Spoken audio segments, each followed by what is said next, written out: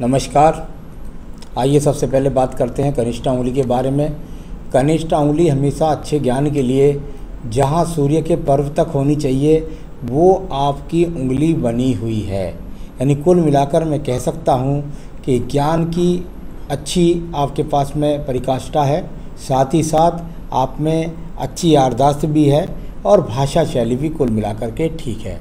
तो बुद्ध के जो गुण होते हैं उंगली के, वो यहाँ पर सभी विराजमान हैं। अब बात करते हैं आपकी सूर्य की उंगली की। यश मान सम्मान प्राप्त करने के लिए ये सूर्य की उंगली यहाँ पर, इस पर देखता हूँ तो हल्के हल्के कहीं कहीं से स्क्रैच दिखाई पड़ते हैं, जो एक तरह से रोगों के संकेत को दिखते हैं। कोई गंभीर रोग नहीं दिखाई देता, लेकिन कहीं ना कहीं कुछ ना कुछ रोग चलता रहता है, ऐसा कह सकते हैं। यश मान सम्मान की यदि बात करते हैं तो यश मान सम्मान इस उंगली के अंदर कहीं से कहीं तक भी नहीं है। तो कुल मिलाकर के ये, साथ ही साथ आपने कहा कि इनके मतभेद सभी से रहते हैं, यानी कि पति से भी रहते हैं, संतान से भी रहते हैं, इस तरह की बातें आपने की। देखिए, इनकी हाथ की उंगली के अनुसार ये किसी से मतभेद नहीं रखना चाहती, इस प्रकार के संकेत इस उंगली में है। शनि की उंगली की बात करता हूँ, सेकंड पर बहुत ज़्यादा पीड़ित है, यानी कुल मिलाकर के धन की चिंता तो इनको निश्चित रूप से रहती है। धन की चिंता रहती है और साथ ही साथ स्वास्थ्य जो है वो अनुकूल नहीं रहता है, क्योंकि शनि की उंगली से धन की चिंता और साथ ही साथ स्वास्थ्य की, तो ये रेखाएं जब तक बनी हुई हैं इनको रोग भी नहीं छोड़ेगा, साथ ही साथ इनके पास धन की आमदनी का अच्छा स्रोत नहीं होगा, या अपने आप में संतुष्ट नहीं होंगी। आइए बात करते हैं बृहस्पति के पर्व की। बृहस्पति का पर्व और बृहस्पति वी का सेकंड पर्व पर विकट का एक मोटा निशान यहाँ मौजूद मिला। इस प्रकार का जो चिन्ह और साथ ही साथ थर्ड पर्व पर भी कुछ चिन्ह है। हाँ, अब इस बात को मान सकते हैं कि बृहस्पति जो कारक होती है उंगली, वो पति के सुख के लिए जानी जाती है और संतान से सुख के लिए, यानी कि इनके मन की जो बात है कि मुझे संतान का सुख नहीं मिलता, पति का सुख से इनकी अनबन रहती है, ये इनकी उंगली पर विराजमान यहाँ पर चिन्ह है। तो चलिए अब बात करते हैं बुध पर्व के बारे में। बुध का पर्वत और ये रेखाएं यहाँ हाथ में खड़ी हों तो निश्चित रूप से ये कह सकते हैं कि इनके जीवन के अंदर इनको संतान का सुख मिलेगा, यानी संतान का सुख मिलेगा, संतान सुख भी होगी और संतान सुख भी देगी, एक बात। दूसरी बात, कैसी भी स्थिति क्यों ना सही, इनकी जेब कभी खाली रहेगी, इनके पास धन के आगमन इनके पास बने ही रहेंगे। आइए बात करते हैं सूर्य की उंगली की। सूर्य की उंगली और इसकी रेखा हाथ पर चढ़ना वो शुभ नहीं कहलाता। यहाँ एक रेखा जब हाथ के ऊपर चढ़ जाए तो ये मानसिक विकारों के लिए कहलाती है, यानी कुल मिलाकर अगर ये नीचे तक रहती है तो सरकारी नौकरी या उपक्रमों के द्वारा लाभ दिलाती है, यानी कि यदि आप चाहते तो अपने जीवन के अंदर कोई टीचिंग जैसा काम कर सकते थे, तो इस प्रकार का। लेकिन जब ऊपर चढ़ जाए तो थोड़ा सा कह सकते हैं कि कुछ रोगों को निमंत्रण देती है। इसके बाद बात करते हैं शनि के पर्व की। शनि का पर्व, धन का पर्व और स्थित ये रेखाएं बिल्कुल अनुकूलता के साथ में, यानी ये निश्चित बात है कि जिस दिन इनके जीवन का 55वां वर्ष आ जाएगा तो इनका बुढ़ापा निश्चित रूप से सिक्योर है, यानी 55 वर्ष के बाद में इनके पास धन का आगमन और अच्छा होगा आज की अपेक्षा। तो ये यहाँ पर दिखाई देने वाली रेखाएं। अब बात करते हैं इसके बाद में सीधा इनके बृहस्पति पर्व की। बृहस्पति पर्व पर एक सुंदर सा एक्स, उसके बाद खड़ी रेखाएं, यानी स्वयं के मकान में भी होंगी निश्चित रूप से, और कुल मिलाकर के भगवान की पूजा, इष्ट की पूजा करने के लिए ये बहुत सुंदर सिंबल यहाँ पर मौजूद हैं। तो ईश्वर कृपा भी है और भगवान की भक्ति के चिन्ह भी यहाँ पर हैं, साथ ही साथ संतान का सुख सहयोग का फिर चिन्ह यहाँ पर मिला। तो इनको कहें कि ये अपने आप को मजबूत रखें, इनकी संतान इन्हें हमेशा सहयोग करती है, हमेशा प्रेम करती है, सिर्फ इनकी शनि की उंगली पर कीड़ा काटें, उसकी वजह से इनको मानसिक चिंतन रहता है बिना वजह का, उससे ये बचें। आइए बात करते हैं इसके बाद आपकी हृदय रेखा की। हृदय रेखा और यहाँ अनुकूलता से नहीं है हृदय रेखा, कुछ रेखाएं नीचे को गिरती हैं, कुछ ऊपर को काटती हैं, कुछ बेलदार बनती हैं। इस तरीके से जब हृदय रेखा जब हो जाए तो ये मन के अंदर कहीं ना कुछ खामोखा के विचार चलते रहते हैं खराब, और उसकी वजह से मन जो है वो खराब रहता है। साथ ही साथ थोड़ा सा कह सकता हूँ कि रोग भी निश्चित रूप से लगे रहते हैं। तो ज़्यादा बिना वजह की चिंता ना करें और कुल मिलाकर के अपने आप को स्वस्थ रखें। मैं आखिर में आपको उपाय भी बता दूंगा, तो उससे आप ठीक भी हो जाएंगे। अब बात करते हैं हम आपके यहाँ पर सीधा मंगल रेखाओं के बारे में। ये वो मंगल रेखाएं हैं जो यहाँ पर अगर हाथ के अंदर होती हैं तो वो बताती हैं कि ये कर्मशील महिला हैं। ये हाथ पे हाथ धर कर के घर में बैठ, जॉब भले ही ना करती हों तो, लेकिन कुल मिलाकर के हाथ पे हाथ रख कर नहीं बैठती हैं, कर्म करती रहती हैं। घर में कहीं ना कहीं किसी काम में लगी ही रहती है। तो कर्म करने वाली हाथ की रेखाएं यहाँ पर है, भले ही टूट टूट कर है पर कर्म करती रहती है अपने स्वास्थ्य की अनुकूलता के अनुसार। थोड़ा कोई कर्म और भी करना चाहें ये तो उसके अनुसार ही कुछ अर्जन भी कर सकती है, क्योंकि बृहस्पति बहुत अच्छा था। तो मैंने कहा था कि कोई शिक्षा के विभाग में या कुछ ऐसा करना चाहें तो वहाँ से लाभ उठा सकते हैं। आइए बात करते हैं इसके बाद में आपकी बुद्धि रेखा की। बुद्धि रेखा हमेशा जुड़ करके चलनी चाहिए, यानी कि आयु रेखा से जब जुड़कर के बुद्धि रेखा ना चले तो ये अपने आप में एक बुरा संकेत होता है। बुरा संकेत क्या?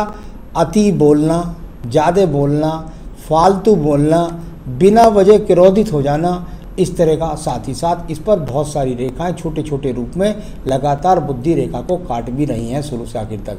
यानी कुल मिलाकर मैं कह सकता हूं कि ये खामोखाम मानसिक चिंताओं को बहुत ज़्यादा पालती हैं, उससे इन्हें बाहर निकलना होगा। और ये मंगल रेखा मंगल पर्वत पर पहुंच जाए तो ये व्यक्ति को क्रोध कराती है, बिना वजह का क्रोध और बिना वजह की टेंशन वाली बुद्धि रेखा आपकी मुझे यहाँ पर मिली। ये सब रेखाएँ आकस्मिक हैं, थोड़ी सी पूजा पाठ के बाद ये कट जाती हैं। कुछ व्यक्ति का भोग काल भी होता है। तो चलिए, ये अपने आप में यहाँ पर बताया मैंने आपको। अब बता रहा हूँ मैं आपको इसके बाद में सीधा आपके यहाँ पर द्वितीय मंगल पर्वत हो गया। कोई झगड़ा झंझट किसी तरह की कोई संभावना नहीं है, तो यहाँ पर थोड़ा सा क्रोध पर ही कंट्रोल आपको रखना होगा। अब बात करते हैं यहाँ आपकी सीधा इस चिन्ह के बारे में। देखिए, चंद्र पर्वत के बारे में मैं जिक्र कर रहा हूँ, और चंद्र पर्वत पर यहाँ एक दूसरे को काटने वाली क्रॉस भी मौजूद हैं और कुछ रेखाएं मानसिक चिंता को दर्शाने। ये पर्वत जब पीड़ित होता है तो ये रोगों को निमंत्रण देता है। साथ ही साथ जब ये काला चिन्ह हो जाए तो ये बहुत बुरा चिन्ह के रूप में कहा है। एक तो ये रोग का पीछा नहीं छूटने देता। सबसे बड़ी कमी तो इसमें यह है कि ज़रूर, क्योंकि चंद्रमा क्षेत्र पर अगर काला तीज हो जाए तो चंद्रमा जातक होता है, और जातक को परमानेंट कोई ना कोई रोग, कोई ना कोई टेंशन, खामखा का सोचना, इस तरह की बहुत सारी भ्रमित हो जाना, तो ये सब चीज़ें चलती रहती हैं। तो ये वो चिन्ह है जो लगातार इनका रोगों से पीछा नहीं छोड़ता। इसके बारे में बहुत बुरा नहीं कहना चाहिए, लेकिन ये अच्छा चिन्ह नहीं कहलाता है। चलिए, अब बात हो गई, यहाँ आपका पर्वत सारा बता दिया, तो रोगों से पीड़ित पूरा क्षेत्र निकला। अब बात करता हूँ इसके बाद में सीधा भाग्य रेखा के बारे में। देखिए, व्यक्ति कर्म करे या ना करे, ऐसा होता है कि व्यक्ति कर्म करे ना करे, भले ही हाथ रेखाएं टूट कर है, लेकिन ये वो व्यक्ति है कि जिसके घर से घर का लेन देन का काम करना और चीज़ करना ये सब अनुकूल है, क्योंकि इनके हाथ में भाग्य रेखा है और इनकी भाग्य रेखा है, और ये काम ना करें तो इसका मतलब ये है कि इनके भाग्य से घर के अंदर धन के आगमन होते हैं। तो ये वो स्थितियाँ यहाँ पर हैं जो इनका भाग को उज्जवल दिखलाती हैं। तो ऐसी खराब रेखा नहीं है, और मैंने बताया कि 55 के बाद तो इनका बहुत अच्छा हिसाब किताब, इनके हिसाब से भाग्य और भी घर का खुलेगा। चलिए, अब बात करते हैं हम यहाँ पर सीधा आपके शुक्र पर्वत के बारे में। शुक्र पर्वत, और यहाँ देखें तो कुछ मिटा हुआ सा है, कुछ दबा हुआ सा है, यानी कुल मिलाकर के कैसे भी संसाधन इनके पास हैं, परंतु इनके दिमाग के हमेशा अंदर जो है वो यही बात रहती है कि मेरे संसाधन अनुकूल नहीं है, या मेरे हिसाब से मेरे पास अच्छे के धन के आगमन नहीं है। तो थोड़ा देश काल पात्र के अनुसार जीना सीखें, और संसाधन की जो कमी है वो पूरी हो जाएगी। ज़्यादा चिंता करने की कोई आवश्यकता नहीं है। तो शुक्र थोड़ा सा पीड़ित निकला। अब बात करता हूँ उसकी आयु रेखा के बारे में। यहाँ यदि मैं इनकी आयु रेखा को देखता हूँ तो ये आयु रेखा यहाँ से जाकर के, और अभी वर्तमान में लगभग इनकी 70 साल की आयु बनी हुई है। तो 70 साल की आयु इनके हाथ में है इस समय तक, और आगे भी ये रेखाएँ बढ़ती रहती हैं, तो कोई चिंता की आवश्यकता नहीं है। तो यहाँ आपकी आयु रेखा को बताया। अब मैं बात करूँगा इनके सवालों की।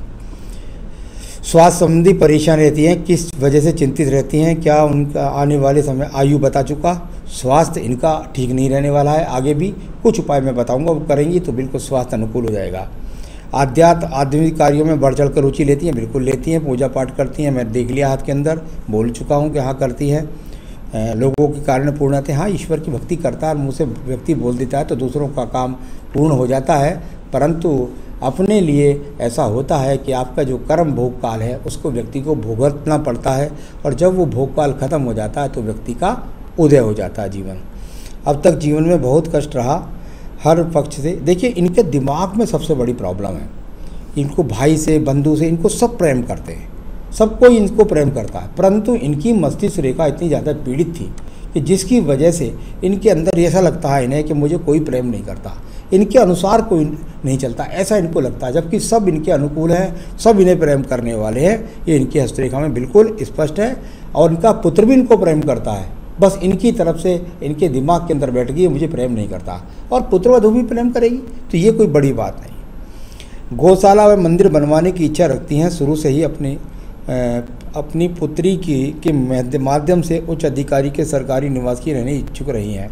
देखिए ये सब बातें तो बेटी की जन्मपत्री से पता लगेगी कि वो उच्च अधिकारी बनेगी नहीं बनेगी। हम जन्मपत्री देखते ही बता देते हैं कि ये उच्च अधिकारी बनेगी, तो उनकी जन्मपत्री दिखना है, मैं बता दूंगा बन जाएगी। रहा मंदिर का सवाल बनाने का, अच्छी बात है, कोई बुरी बात नहीं है। अपने अनुसार अपनी ताकत के अनुसार धर्म के कार्यों में बढ़ चढ़ के भाग लेना चाहिए। जहाँ तक बनवाने का सवाल लगता है, मुझको लगता है ये कुछ हेल्प कर सकती हैं, शायद बनवा नहीं सकती। आने वाले समय में जमीन या किसी अन्य कार्य क्षेत्र से लाभ, हाँ बिल्कुल बृहस्पति अनुकूलता, मंगल भी अनुकूलता हो सकता है, अभी ऐसा कुछ लगता नहीं, लेकिन 55 वर्ष के बाद अच्छी स्थिति बन रही है तो हो सकता है कहीं से किसी जमीन जायदाद का लाभ आपको मिल जाए। और बागडोर घर की संभालना चाहती हैं। देखिए मैं से कहूँगा, वैसे आप की मर्जी है, लेकिन आप घर की बागडोर को संभाल सकती हैं, मानसिक मजबूती होनी नहीं उसके लिए बहुत ज़रूरी है, और मुझे मानसिक मजबूती आपकी कमज़ोर लगती है। तो बिल्कुल यदि संभाल सकती हैं, घर परिवार पूरा चाहता है कि आप संभाल के रखें, आपके हाथ से ही सही चलता है, तो जरा अपने आप को मजबूत बनाइए और बागडोर को संभाल करके चलिए, अच्छी बात है, कोई बुरी बात नहीं है। तो सभी शुभ अशुभ संकेतों को मैंने वर्णन कर दिया, सब बातों को मैंने बता दिया।